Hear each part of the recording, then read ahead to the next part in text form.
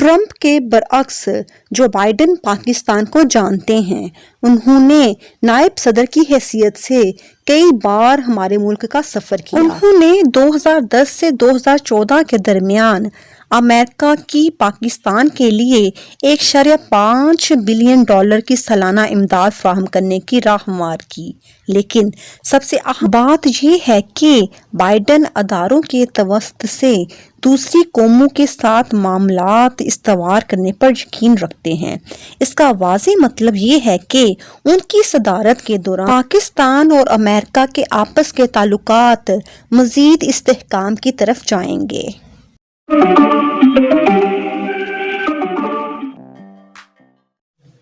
بسم اللہ الرحمن الرحیم۔ السلام علیکم ورحمۃ اللہ وبرکاتہ۔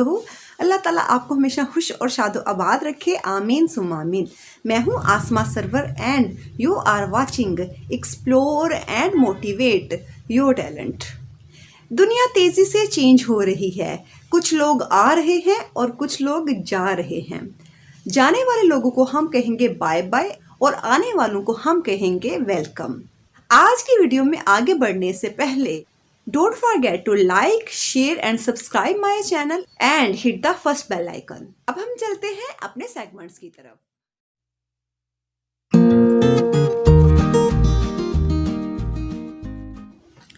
1789 میں جارج واشنگٹن سے شروع ہونے والا United state of America president کا عہدہ 20 جنوری 2021 میں جو بائیڈن کو ملا۔ وہ اس وقت امریکہ کے سب سے عمر رسیدہ صدر ہیں۔ اس سے پہلے William Henry Harrison American history میں اب تک سب سے کم عرصہ تک صدر رہے۔ وہ اپنا صدر کا عہدہ سنبھالنے کے صرف 31 ڈیز بعد فوت ہو گئے تھے، اور فرینکلن ڈی روز ویلٹ سب سے زیادہ عرصہ تک صدر رہے۔ وہ تقریباً 12 سال تک صدر رہے اور چوتھی بار اپنے صدر بننے کے کچھ عرصہ بعد 1945 میں فوت ہو گئے۔ صرف وہی واحد امریکہ کے صدر ہیں جنہوں نے 2 بار سے زیادہ عرصہ تک حکومت کی۔ اس کے بعد 1951 میں یہ قانون بنا دیا گیا کہ کسی شخص کو 2 سے زیادہ مرتبہ صدر منتخب نہیں کیا جا سکتا۔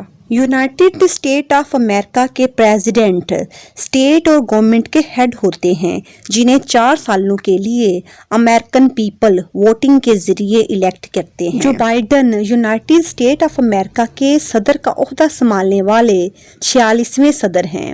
ابراہیم لنکن، فرینکلن روز ویلٹ اور جارج واشنگٹن اب تک امریکہ کی ہسٹری کے بہترین صدر سمجھے جاتے ہیں۔ جو بائیڈن اس لسٹ میں اپنا نام شامل کروا پاتے ہیں یا نہیں، یہ تو وقت ہی بتائے گا۔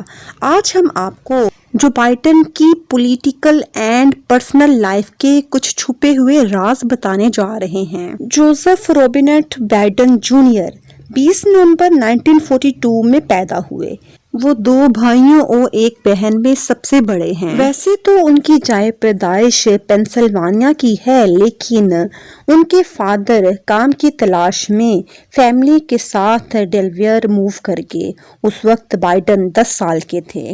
2008 میں بائیڈن نے ایک سپیچ کے دوران بتایا تھا کہ ان کا بچپن نہایت بے رحمانہ بچپن تھا۔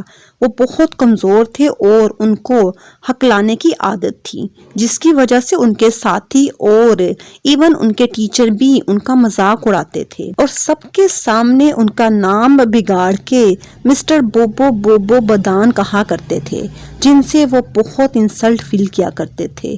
بٹ ان کی ماما نے ان کی بہت حوصلہ افزائی کی اور انہوں نے تہیہ کر لیا کہ وہ اپنی تمام کمزوریوں پر قابو پا کے رہیں گے۔ اس کے لیے انہوں نے بہت اسٹرگل کی، انہیں بہت ساری مشکلات کا سامنا کرنا پڑا۔ انہوں نے یہ بھی کہا کہ اگر انسان کسی کام کے کرنے کا پختہ ارادہ کر لے تو کامیابی ایک نہ ایک دن اس کے قدم ضرور چومتی ہے۔ انہوں نے ڈیلاویئر یونیورسٹی سے گریجویشن کی۔ وہ پیشے کے لحاظ سے ایک لائر اور آتھر بھی ہیں۔ 78 سالہ پریزیڈنٹ نے 29 سال کی ایج میں اپنا پولیٹیکل سفر شروع کیا۔ ان کی پہلی وائف ان کے کالج کی بیسٹ فرینڈ نیلیا تھی، جن سے انہوں نے 1966 میں شادی کی۔ نیلیا سے ان کے 2 بیٹے اور 1 بیٹی ہیں، جن کے نام Joseph Beau Biden, Robert Hunter Biden اور نعومی بائیڈن۔ جو بائیڈن کو 1970 میں نیا کیسل کنٹری کونسلر منتخب کیا گیا۔ 1972 میں انہیں امریکن ہسٹری کے 6 کم عمر ترین سینیٹر منتخب کیا گیا۔ اس وقت وہ صرف 29 ایئرز کے تھے۔ اس کے علاوہ جو بائیڈن کافی عرصے تک سینٹ فارن ریلیشنز کمیٹی کے ممبر رہے اور پھر بالآخر اس کے چیئرمین بنے۔ 18 دسمبر 1972 میں جب وہ اپنے عہدے کا اوتھ لینے کے لیے ریڈی تھے تو ان کی فیملی ایک خوفناک کار ایکسیڈنٹ کا شکار ہو گئی، جس میں ان کی وائف نیلیا اور ان کی 1 سالہ بیٹی نیمی کی کرسمس سے 1 ہفتہ پہلے ایٹ دا اسپاٹ ڈیتھ ہو گئی، جبکہ ان کے 3 سالہ بیٹے بیو اور 2 سالہ بیٹے ہنٹر کو سر اور پاؤں میں شدید چوٹیں آئیں۔ یہ ایک ایسا واقعہ تھا جس نے جو بائیڈن کو ہلا کے رکھ دیا۔ جو بائیڈن کو اپنی صحت کے بھی کافی ایشوز رہے۔ ان حالات میں ان کی سسٹر نے ان کو بہت سپورٹ کیا۔ انہی کے توسط سے جو بائیڈن کی ملاقات ڈاکٹر جیل سے ہوئی، جن سے انہوں نے 1977 میں سیکنڈ میرج کی۔ ان سے جو بائیڈن کی ایک بیٹی ہے جن کا نام ایشلے ہے اور وہ 1981 میں پیدا ہوئیں۔ جو بائیڈن نے 1987 سے 1995 تک منشیات کی پالیسی، جرائم کی روک تھام اور شہری آزادیوں کے امور سے نمٹنے کے لیے سینٹ جوڈیشری کمیٹی کی صدارت بھی کی۔ اس کے علاوہ انہوں نے پرتشدد جرائم کنٹرول اور قانون نفاذ ایکٹ اور خواتین کے خلاف تشدد کے قانون کو منظور کرنے کی کوشش بھی کی۔ جو بائیڈن نے 2009 سے لے کے 2017 تک 47ویں وائس پریزیڈنٹ کے فرائض بھی سر انجام دیے۔ ان کے بیٹے بیو ان کے نقش قدم پر چلتے ہوئے سیاست میں کافی سرگرم عمل تھے، لیکن انفارچونیٹلی 2015 میں برین کینسر سے ان کی ڈیتھ ہو گئی۔ یہ جو بائیڈن کی لائف کا ایک اور بہت بڑا صدمہ تھا۔ جوان سالہ بیٹے کی موت نے ان کی کمر توڑ کے رکھ دی۔ ان صدمات سے نکلنا ان کے لیے بہت مشکل تھا۔ اس کے علاوہ انہیں چہرے کے پٹھوں کا فالج بھی تھا۔ ان کے دوسرے بیٹے ہنٹر کو نشے کی عادت کی وجہ سے فوج سے نکال دیا گیا۔ ان سب مشکلات کے باوجود یہ 78 سال کی عمر کا شخص دنیا کے سب سے طاقتور ملک امریکہ کا سربراہ بن گیا۔ اپریل 2020 میں انہیں ڈیموکریٹ پارٹی کی طرف سے صدر کے لیے نامزد کیا گیا۔ اگست میں انہوں نے کملا ہیرس کو اپنا رننگ ساتھی منتخب کرنے کا اعلان کیا۔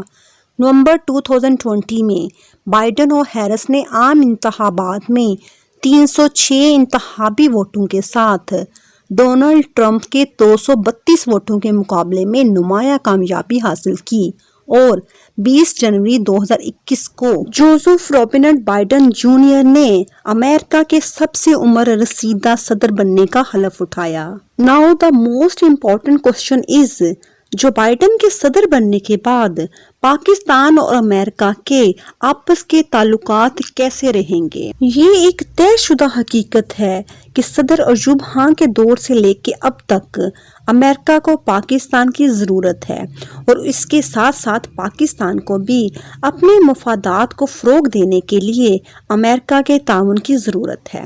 اس سلسلے میں ڈائیلاگ کا رستہ دونوں طرف سے ہمیشہ کھلا ہے اور جب ہم کسی بھی ایشو پہ بات کرنے کے لیے ریڈی ہوتے ہیں تو بہت سارے رستے کھل کے سامنے آ جاتے ہیں۔ اگر ہم ڈونلڈ ٹرمپ کی خارجہ پالیسی کی بات کریں تو جو میچورٹی آف مائنڈ ہمیں جو بائیڈن میں نظر آ رہی ہے وہ ڈونلڈ ٹرمپ میں نہ ہونے کے برابر تھی۔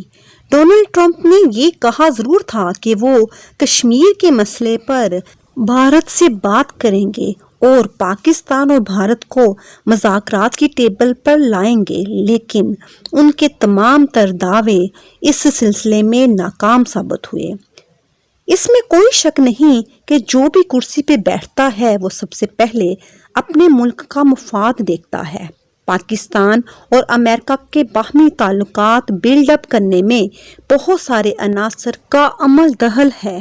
جب بائیڈن نائب صدر تھے تو تمام اکاؤنٹس کی طرف سے انہوں نے افغانستان میں پیش رفت میں ایکٹیو انٹرسٹ شو کیا۔ انہوں نے اوباما کی جنگوں کی مخالفت کی اور انہیں قائل کرنے کی کوشش کی۔